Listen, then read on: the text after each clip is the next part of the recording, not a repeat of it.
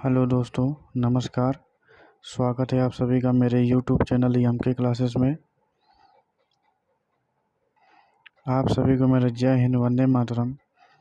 जैसा कि आज हम लोग नए चैप्टर शुरू करने जा रहे हैं, चैप्टर 4, जिसका नाम है अम्ल, क्षारक और लवण।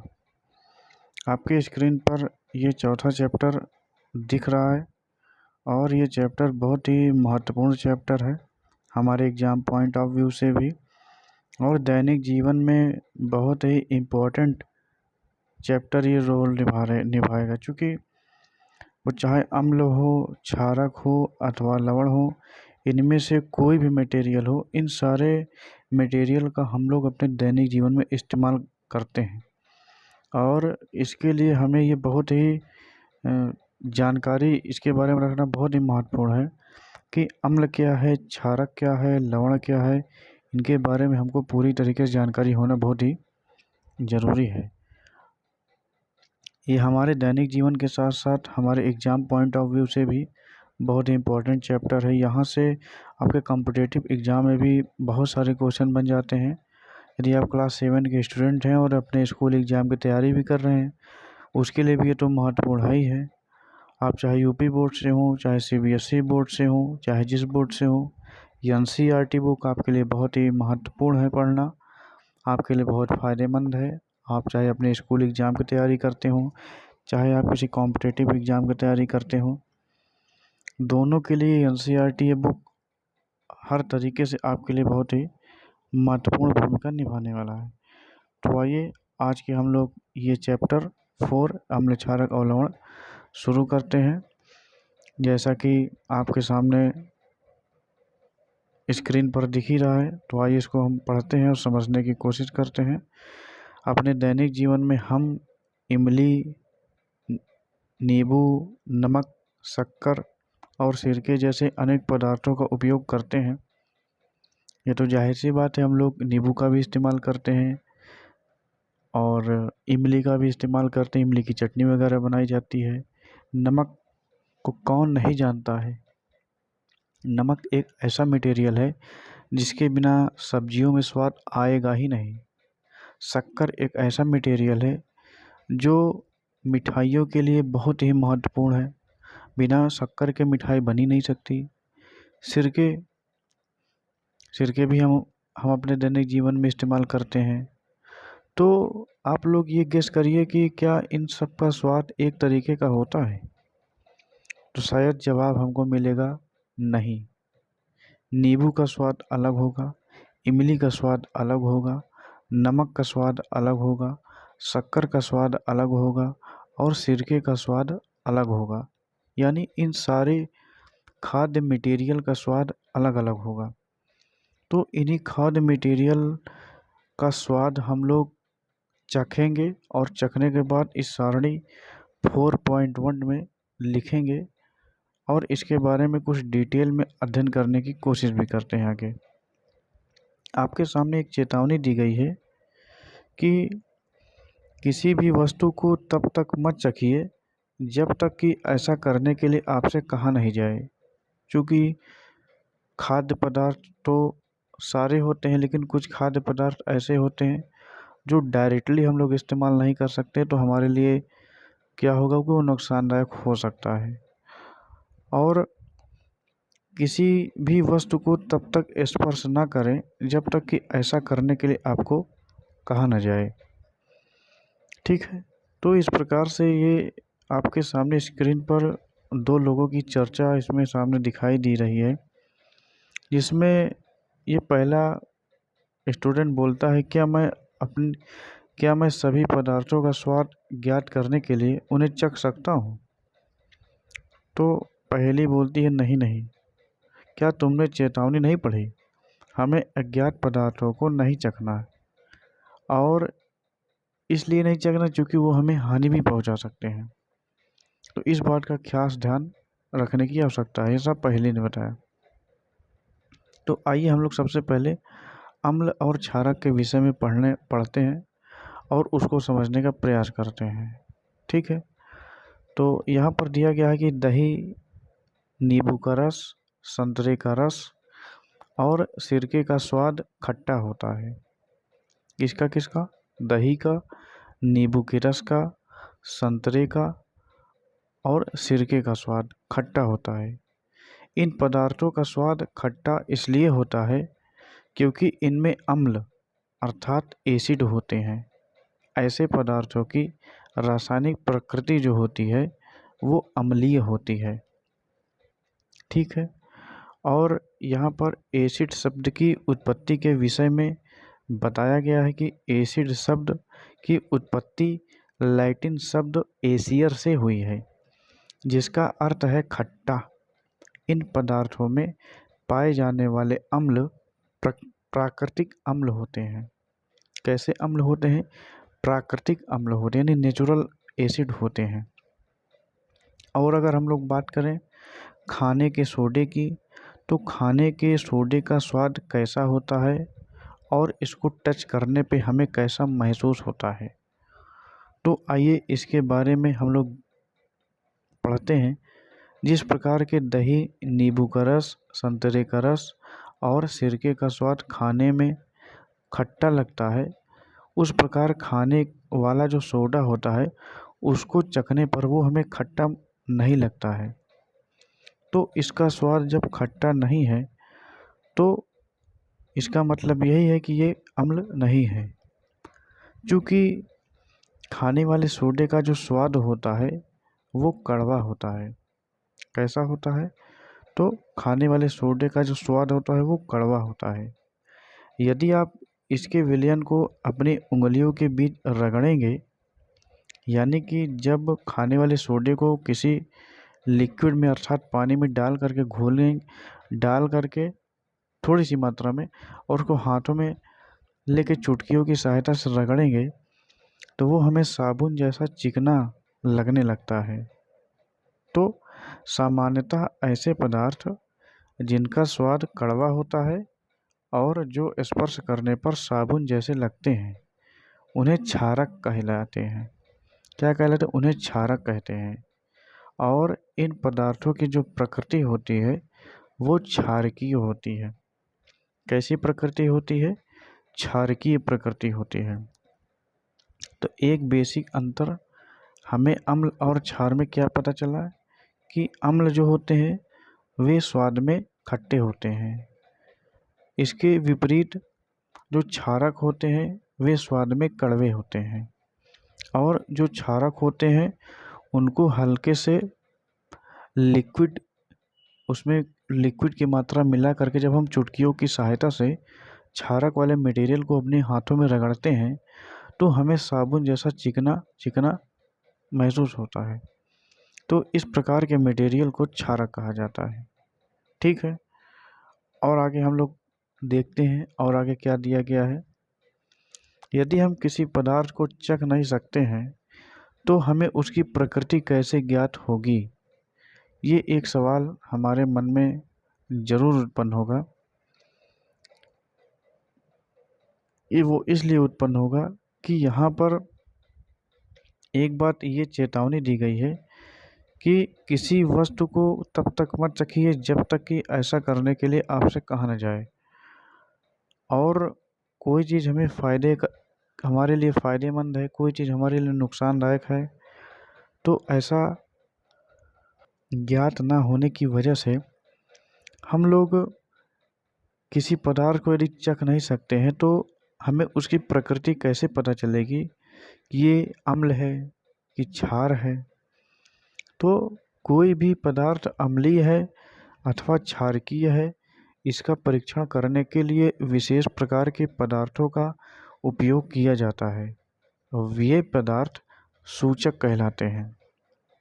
यानी जिस पदार्थ के माध्यम से किसी भी मटेरियल का अम्लीयता और क्षारीयता प्रकट होती है, ठीक है, वे सूचक कहलाते हैं। सूचकों को जब अम्लीय अथवा क्षारकीय पदार्थ युक्त विलयन में मिलाया जाता है तो उनका रंग बदल जाता है। हल्दी, लिटमस, गुड़हल की पंखुड़ियाँ आदि कुछ प्राकृतिक रूप से पाए जाने वाले सूचक हैं। इसको आप लोग अपने नोटबुक में नोट डाउन कर लीजिएगा। इसको भी कि हल्दी, लिटमस, गुड़हल की पंखुड़ियाँ, ये सभी प्राकृतिक रूप से पाए जाने वाले सूचक हैं। और आगे एक सारणी दी गई है, क्या आप जानते हैं? ये सारणी बहुत ही महत्वपूर्ण है।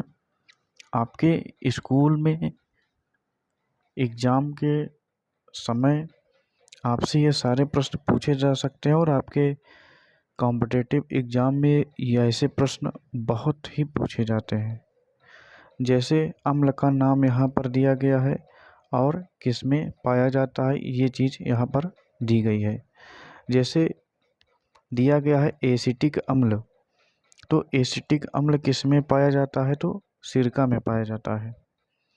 फार्मिक अम्ल, फार्मिक अम्ल किसमें पाया जाता है, तो चींटी के डंक में फार्मिक अम्ल पाया जाता है।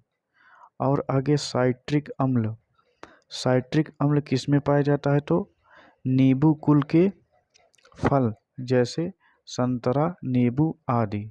ठीक है। और आगे क्या दिया गया, लैक्टिक अम्ल, तो लैक्टिक अम्ल किसमें पाया जाता है, तो दही में लैक्टिक अम्ल पाया जाता है। अगला दिया गया है ऑक्जेलिक अम्ल, ऑक्जेलिक अम्ल जो होता है वो पालक में पाया जाता है। स्कर्बिक अम्ल, स्कर्बिक अम्ल यानी विटामिन सी किसमें पाया जाता है, आंवला में और सिट्रस फल में। अगला है टार्टरिक अम्ल, टार्टरिक अम्ल जो होता है वो इमली में, अंगूर में, कच्चे आम आदि में पाया जाता है।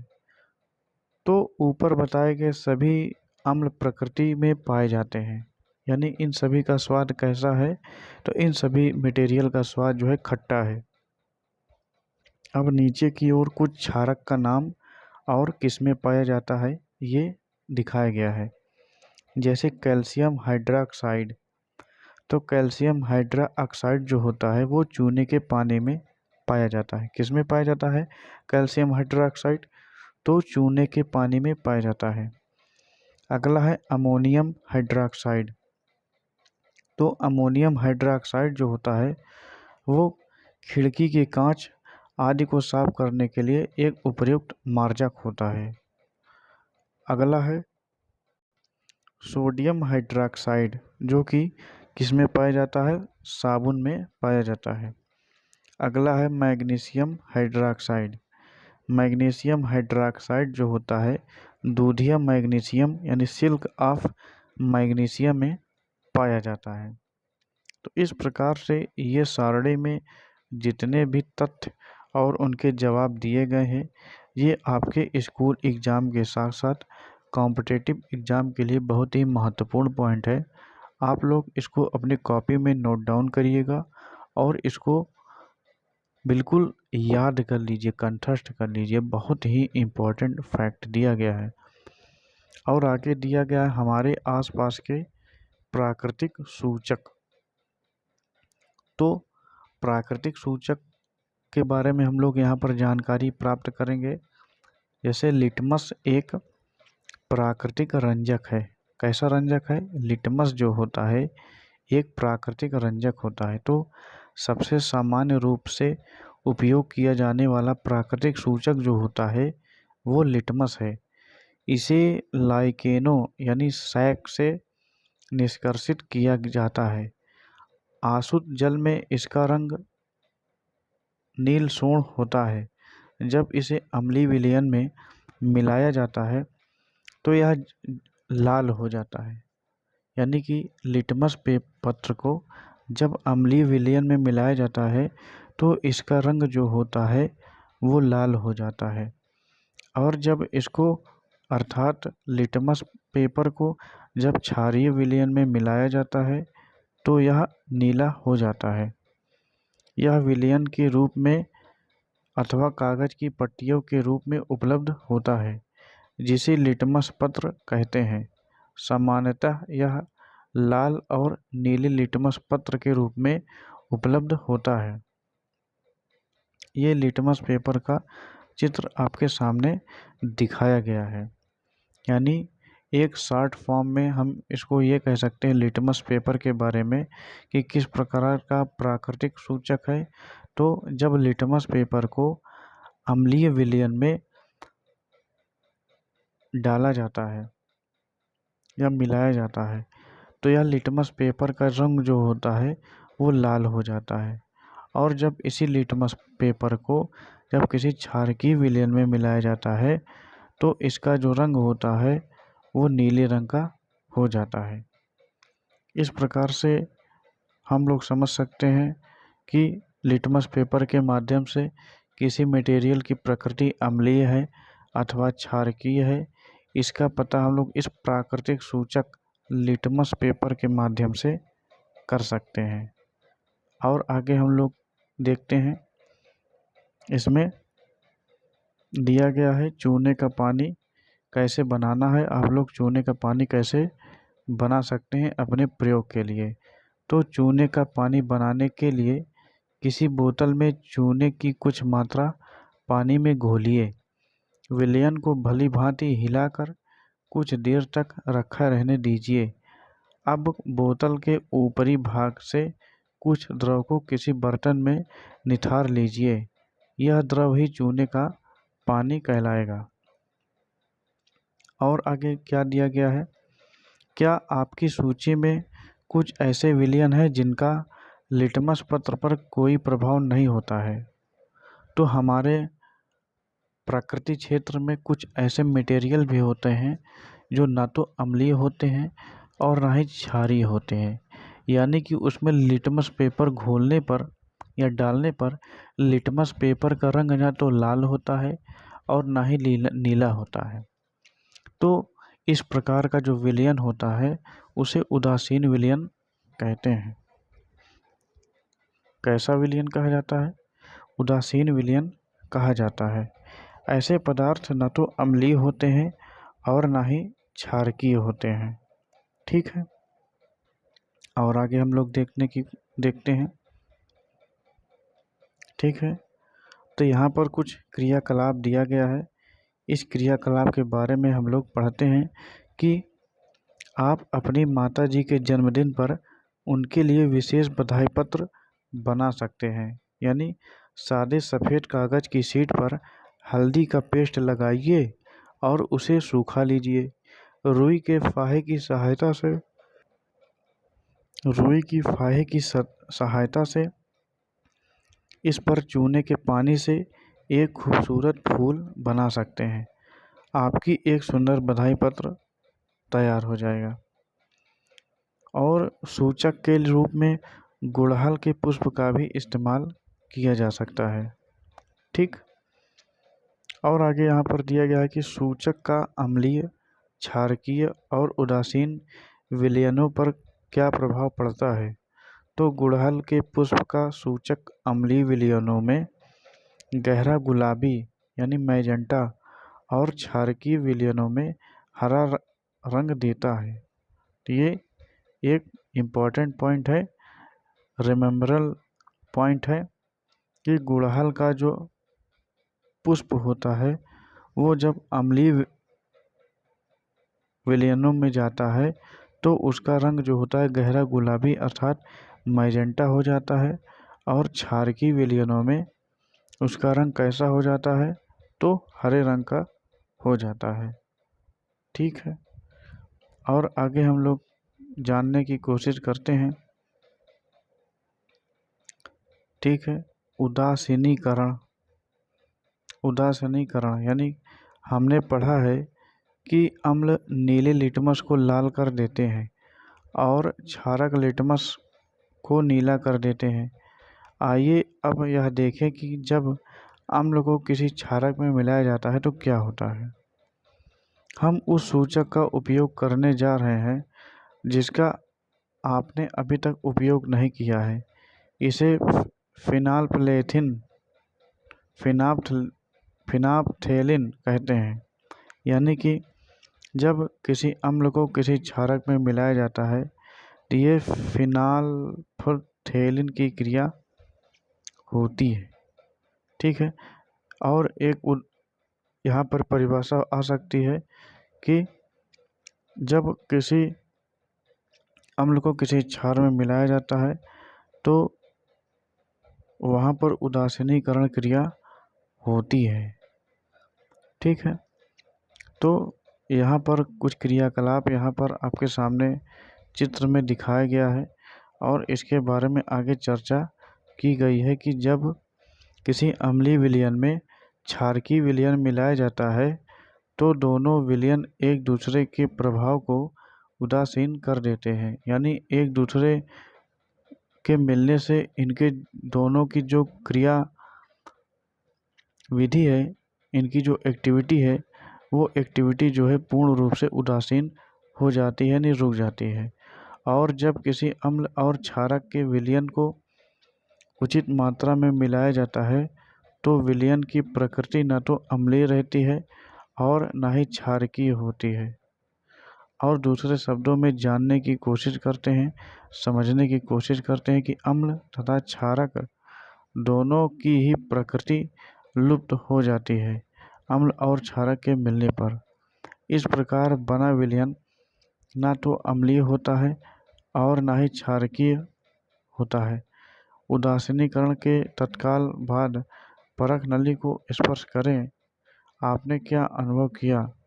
तो उदासीनीकरण अभिक्रिया में सदैव ऊष्मा निकलती है, यानी कि उदासीनीकरण क्रिया में यानी अम्ल और क्षार के आपस में मिलने से सदैव क्या होता है? सदैव ऊष्मा निकलती है, अर्थात निर्मुक्त होती है। और निर्मुक्त ऊष्मा से अभिक्रिया मिश्रण का ताप बढ़ जाता है। और आगे हम लोग देखते हैं, उदासीनीकरण अभिक्रिया में नया पदार्थ निर्मित होता है जो लवण कहलाता है। यानी कि एक शॉर्ट फॉर्म में इसकी परिभाषा हम लोग ये बना सकते हैं कि अम्ल और क्षार के मिलने से क्या बनता है। तो अम्ल और क्षार के मिलने से एक अभिक्रिया होती है, उस अभिक्रिया को उदासीनीकरण अभिक्रिया कहते हैं। और इस उदासीनी अभिकरण से नया पदार्थ निर्मित होता है जो लवण के नाम से जानी जाती है। और लवण जो होता है अम्लीय, क्षारकीय अथवा उदासीन प्रकृति का हो सकता है। इसी प्रकार अतः उदासीनीकरण को निम्न रूप में परिभाषित किया जा सकता है। किस प्रकार परिभाषित किया जा सकता है, आइए देखते हैं। किसी अम्ल और किसी क्षारक के बीच होने वाले अभिक्रिया उदासीनीकरण कहलाती है।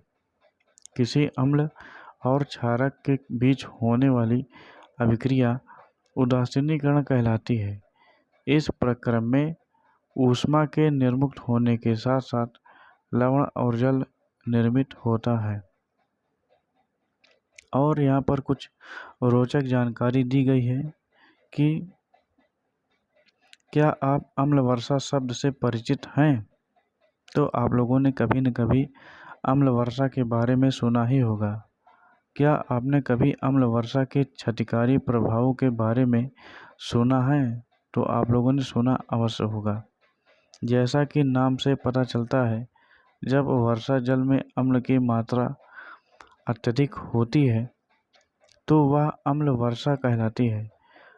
वर्षा जल में ये अम्ल कहाँ से आते हैं? वर्षा जल अम्लीय विलयन हो सकता है क्योंकि कार्बन डाइऑक्साइड, सल्फर और नाइट्रोजन डाइऑक्साइड जैसे गंध जो वायु के प्रदूषकों के रूप में निर्मुक्त होती है, वर्षा जल में घुलकर क्रमशः कार्बनिक अम्ल, सल्फ्यूरिक अम्ल और नाइट्रिक अम्ल बन जाती है। ठीक है।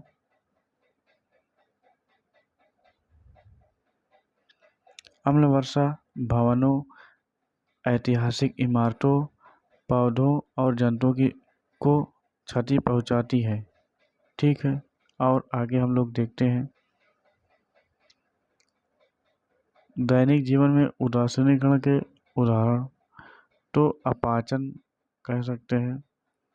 हमें आमाशय में हाइड्रोक्लोरिक अम्ल पाया जाता है। आप अध्याय 2 में पढ़ चुके हैं कि यह भोजन के पाचन में हमारी सहायता करता है, लेकिन आमाशय में अम्ल की मात्रा अधिक हो गई है।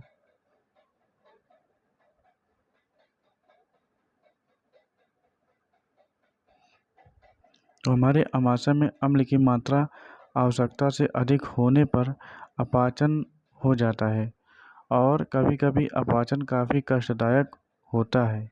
ठीक है, आगे बताया गया कि अपाचन से मुक्ति पाने के लिए हम दुविधा मैग्नीशियम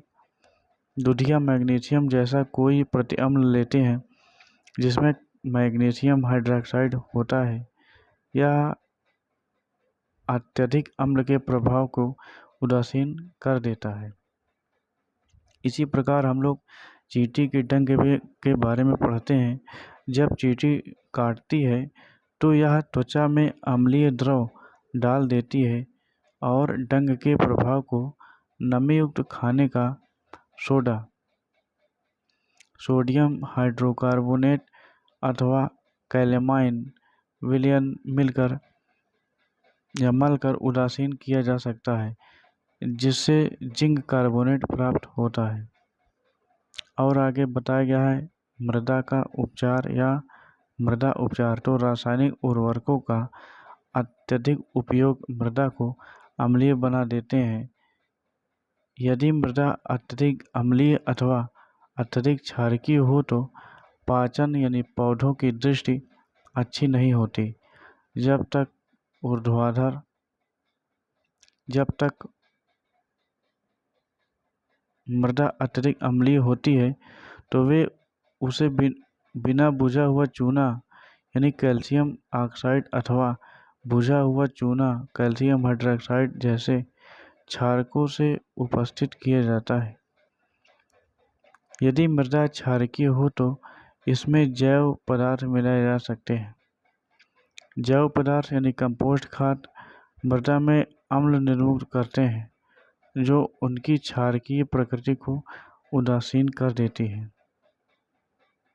ठीक है, कारखानों से अनेक प्रकार के केमिकल्स और अपशिष्ट पदार्थ निकलते हैं जो कि हमें जागरूक होने की आवश्यकता है। कारखानों से निकलने वाले ऐसे अपशिष्ट पदार्थों को खुले में या भोजन के लिए इस्तेमाल नहीं करना चाहिए। इस मामले में हमें विशेष रूप से स्वच्छता का ध्यान देना चाहिए। तो इस प्रकार से हमारा चैप्टर ये समाप्त हो रहा है और इसमें आगे एक पॉइंट दिया गया कि आपने क्या सीखा, यानी इस सारे चैप्टर का एक की पॉइंट इकट्ठे दिया गया है, जिसमें पहला पॉइंट होता है कि अम्ल स्वाद में खट्टे होते हैं। सामान्यतः क्षारकों का स्वाद कड़वा होता है तथा उनका स्पर्श साबुन के जैसा होता है। और आगे पॉइंट दिया गया है कि अम्ल नीले लिटमस को लाल कर देते हैं। अम्ल जो होते हैं नीले लिटमस को लाल कर देते हैं, क्षारक लाल लिटमस को नीला कर देता है। ये इम्पोर्टेंट है। और आगे दिया गया है वे पदार्थ जो न तो अम्लीय होते हैं और न ही क्षारकीय होते हैं, वे सारे जो है उदासीन होकर भाग गए, उदासीन होकर के अलग हो गए, उनकी कैटेगरी अलग है। अगला पॉइंट दिया गया है कि ऐसे पदार्थ के विलयन जो अम्लीय, क्षारकीय और उदासीन विलयन में भिन्न रंग दर्शाते हैं वे सूचक कहलाते हैं। और अगला पॉइंट अम्ल और क्षारक एक दूसरे को उदासीन करके लवण बनाते हैं। लवण जो होता है अम्लीय, क्षारकीय अथवा उदासीन प्रकृति के होते हैं। ठीक है, इस प्रकार से हमारा यह चैप्टर जिसका नाम है, क्या नाम है, अम्ल, क्षारक और लवण, हमारा यह चैप्टर समाप्त होता है।